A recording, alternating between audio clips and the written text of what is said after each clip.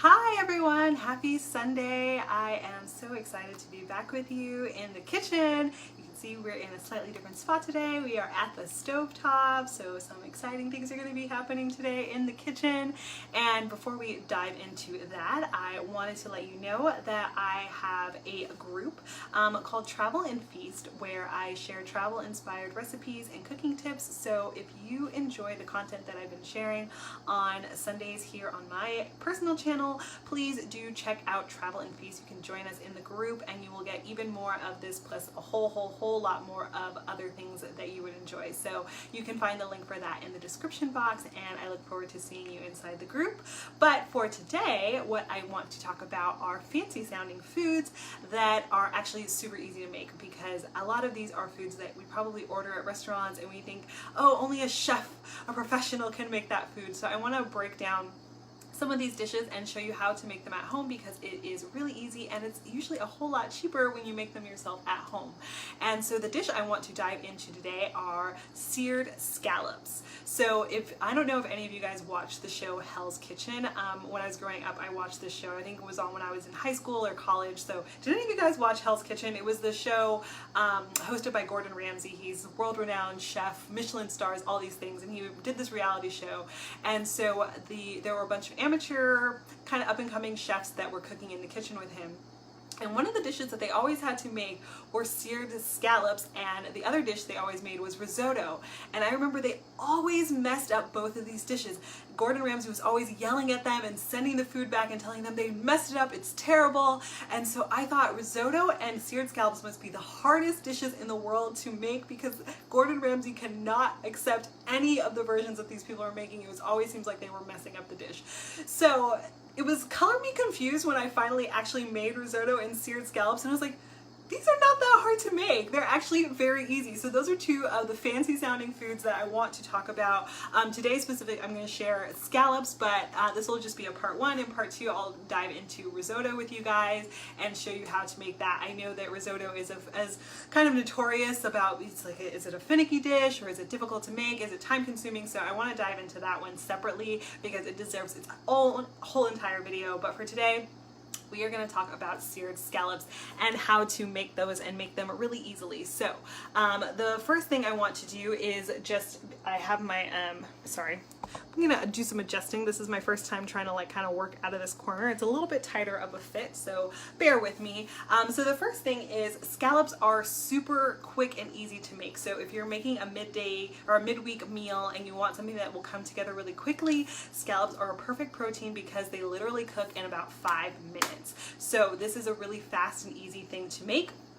The next thing is the scallops. They do not have the same level of guesswork involved. There's not a lot of technique in the same way that other seafood might involve. So like lobster and crab, they have a little bit more that you need to know and understand about them. Scallops are super easy and approachable, so you don't have to worry if you're more novice in the kitchen. You can still handle scallops. They're really easy. It doesn't require a lot of technique or know-how in order to get this right.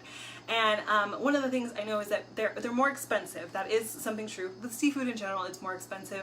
Scallops can run, anywhere from like $10, $15, $20 a pound. So you want to make sure that you get it right. Obviously, it's like if I'm spending $20 on buying this protein, I want to get it right. So I understand if it can be a little intimidating to think like, I'm going to spend all that money, I'm not sure if I'm going to get it right. So I want to show you how to do it correctly so that you don't have to have any worries about that.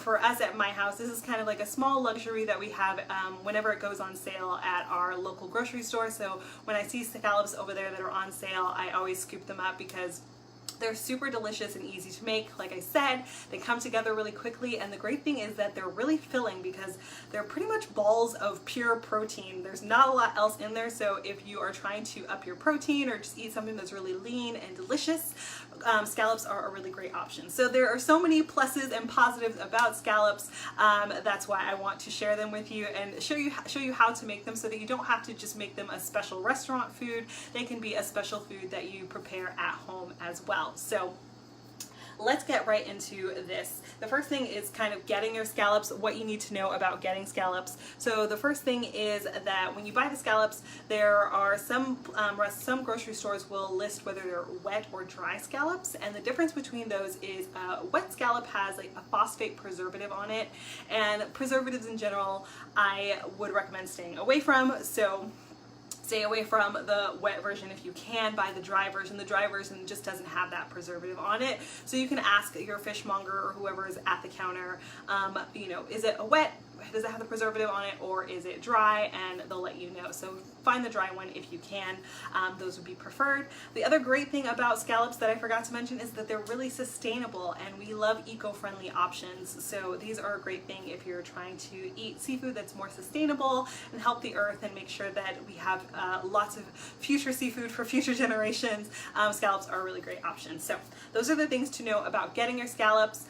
When you're bringing them home, the other thing always with seafood and shellfish, keep them cold. They are used to being in the ocean, which is very, very cold. So you want to make sure that you get home immediately. If you're not going to get home very quickly, make sure to ask for your fishmonger to put them on ice so that they can stay cold. And then you do not want them sitting around in the fridge for a long period of time. So I would cook them that day or the next day. If not, they can always be frozen and defrosted, and they'll still be perfectly good. So you can always freeze them and use them at a later date if you're not going to eat them immediately. So that's what you need to know about getting your scallops. So let's dive into cooking. So I've got my cast iron skillet here because we're going to be searing our scallops, and so cast iron is always great for searing items because it can get really hot and it will hold on to its heat, and the cast iron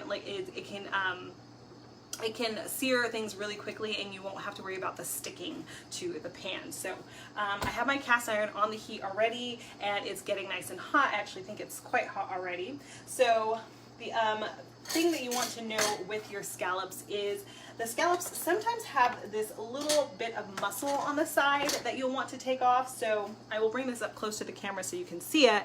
So this is a scallop, and you want to make sure that you're getting the, let's see, how do I do that? All right, you want to make sure that you're getting the sea scallop and not the little bay scallop. So the sea scallop, you can see it's quite sizable. It's got a lot more heft to it. Sometimes you'll see the little bay scallops, or like those kind that they toss on top of sushi. That's not what we're going for. We're going for the large sea scallop. So make sure that you get the big one. So on the side of it, you'll see there's this tiny little piece of extra flesh, and this is just a little side muscle. It's shell. So you just want to make sure that you take that off before you cook it. And it's totally fine if you leave it on there. It just kind of has a rubbery, chewy texture to it, so that's why you would take it off, but it's completely safe to eat. So if you want to leave it on there, that's fine. And sometimes they do have them and sometimes they don't. So you can just take a look and see. I have another one, this one has it, but every now and then I'll come across one in my bunch that doesn't have it, so you just skip that one. But most of these, it looks like, do still have the little rubbery piece on there, so I'm gonna just peel those off. And that one looks good, and this one has one, so we take these off of those. And so that is all you really need to do in terms of preparation. Super easy. And then the next thing you want to do is you want to dry them off, which I forgot I needed to do, so I have to go get a paper towel. Pardon me. I'm gonna come really close to the camera. So you want to make sure that you dry them off, and this is when anytime that you sear something and you want to get that caramelization on the outside, you want to make sure you get rid of as much water as possible, because the water will steam and you don't want steam, you want seared, so you want the caramelization, you want that Maillard reaction, so you want to get rid of as much of the water as possible. So if you're searing a steak or you're trying to sear the outside of some chicken, you want to also pat it dry before you get it into the pot. And the other thing is, you know that oil and water don't like each other, so it'll help prevent the spattering that you might get usually if you put a wet item into a pot that had a lot of oil in it. So you have these all dried off, and then the next thing is we're just going to add salt and pepper. So I have my salt shaker, and put some salt on one side, and then the next thing I have is some pepper, so we're going to just sprinkle pepper on top. And the wonderful thing about scallops is they have a natural sweetness to them, so they don't need a lot of extra added to them. You can just pretty much add salt and pepper. You can do other flavorings, but for me, this is perfect. Salt and pepper, maybe at the end you could squeeze a little bit of lemon juice on top if you wanted to, but the great thing is they don't need a whole lot. They are really flavorful all by themselves, so it's super, super easy. So the next thing that we're gonna do is get some butter into our hot pan. So we're gonna melt this butter down. And I prefer butter when I do scallops because I really enjoy the flavor of the butter. Obviously, butter offers a lot of rich flavor. You could also do olive oil or other kinds of oils if you like, but butter is my preferred option because it adds to the flavor and the richness of the scallops. So you've got salt, pepper, and butter, and that is pretty much the ultimate combination for so many foods. Anything you're searing, if you're putting something in the pan and you want to get that juicy, sweet, caramelized outside, that combination of salt, pepper, and butter, you can't go wrong with it. So we have a nice hot pan. I can see my butter is kind of bubbling up a little. Let's see if I can tilt the camera down so you can see that. That's my pot. Nice and bubbly. It's going. So the next thing I'm going to do is get these scallops into the pan. So what you want to do when you're putting the scallops into the pan is make sure to give them plenty of space because you don't want the water that's evaporating from the scallop to steam this other scallops that are next to it, because that will prevent the searing from happening. So you get steamed scallops instead of seared scallops. So give them plenty of space, at least about an inch between all of them, and that will make sure that they sear nicely. And when you put them in the pot, you want to immediately hear that sizzle sound, and that will let you know that they're searing. If you don't hear that sound when they hit the pot, that means your pot isn't hot enough, so you want to get your pot a little bit hotter before you put the rest of the scallops in. Oh, there we go. I hear that sizzle. Sounds amazing. Oh, and the pot is on medium-high heat. So I heated up on medium-high heat. I don't know if I said that at the beginning, so just to make sure you know, it's on medium-high heat. And so now the scallops are in the pan. I put them seasoned side down. So that means that the side that I already seasoned is facing down, and now I can season the other side of the scallops without having to, flip them over on the cutting board and get salt kind of falling off into the cutting board. So I'm gonna I'm gonna season the other side that I hadn't seasoned yet. Salt and pepper. And these scallops that are in the pan, they're gonna cook in 2 minutes. So all you need is 2 minutes. I'm gonna set my timer right here.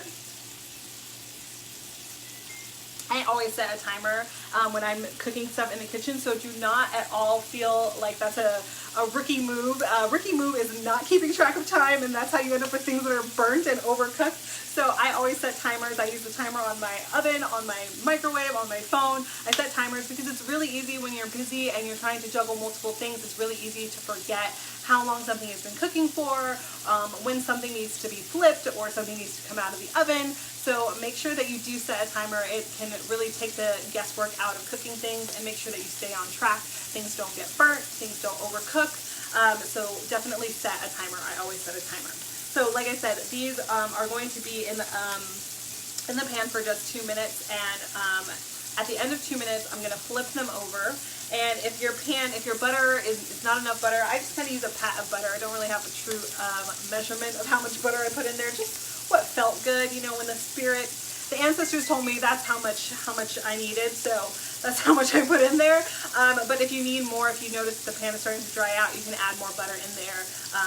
Before you flip it or after you flip it, if necessary, you can always add more butter to make sure that everything stays moist on the bottom of your pan, because you don't want the pan to dry out and for the scallops to get stuck to the bottom of the pan. So that lubrication on the bottom from the butter is essential. All right, so we are down to 30 seconds. It passes by super quickly. With the scallops, like I said, they come together really fast. It's a dish that you can easily make in the middle of the week. You can get home and you can pair this with a salad or with pasta.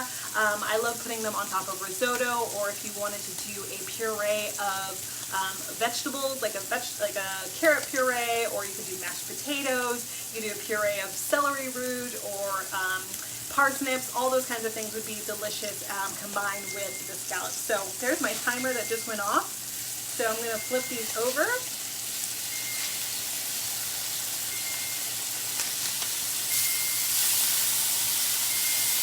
And I'm going to tilt the camera down so you guys can see that. You can see they look so pretty. And you can see the nice bit of caramelization that's on the outside of my scallop. All right, and set another timer for 2 minutes.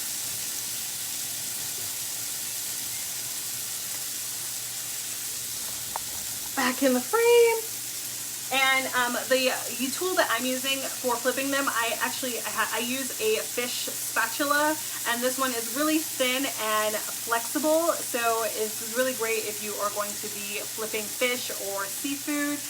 It also has a little bit of a tilt of what would you call it? A bend to the spatula itself, and so that makes it easy for you to get it underneath the fish without making the fish crumble and fall apart. So I recommend getting one of these. If you're a fan of seafood and you cook a lot of seafood, I cook a lot of seafood because it's my absolute favorite is eating fish and seafood. So this is super helpful in the kitchen, and it's small and narrow, which makes it easy to kind of maneuver around the pan, versus if you have like a big pancake style spatula and you're trying to flip tiny things like scallops, it can be a little bit unwieldy. So I recommend getting a spatula like this. Makes it really easy for you to maneuver. Down to 1 minute. So the other thing to know about scallops is they come together quickly and you want to serve them immediately. So you'll want to make sure everything else that you're going to be having with your meal is already ready and prepared before you even start cooking the scallops. So if you're making a salad or you're making rice or pasta or whatever other items are going to go with your scallop, make sure that you cook that and prepare it before you even start cooking the scallops. So have your plates ready. You can cook and plate everything before you get the scallops going, and then the scallops will come together in about 5 minutes. You can see within the course of the time I put this video together, and I'm going a little bit slower than I would, obviously because I'm explaining everything that I'm doing, but you can see that they come together really, really quickly, so you'll want to make sure everything is ready before you start cooking the scallops, because then you can get them on the plate immediately and serve them up. They're best when they're served immediately. You can reheat the scallops, but you want to make sure you do that very gently, because there goes my timer. Time is up. Let me grab a plate here.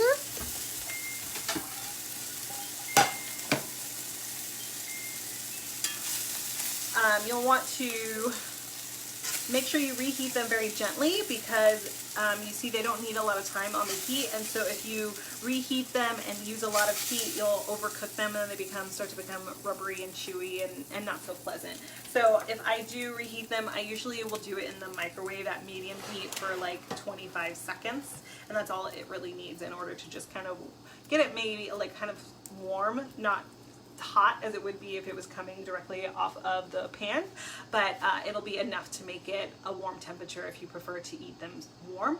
And you can store the scallops once they're cooked for about 2 days in the refrigerator. Like I said, they're best fresh, but you can store them for a couple days. And the thing that you'll just want to look out for is give them a good sniff. They shouldn't smell fishy or anything like that when you eat them. If they do smell fishy, unpleasant, then you'll want to toss those because they aren't any good anymore. But here are the scallops that we made. Absolutely delicious. So these would be wonderful served on top of some pasta, or like I said, a puree. You put them with some mashed potatoes. You can put them with a delicious salad. I had some scallops for a dinner last night, and I put them on top of a summer salad.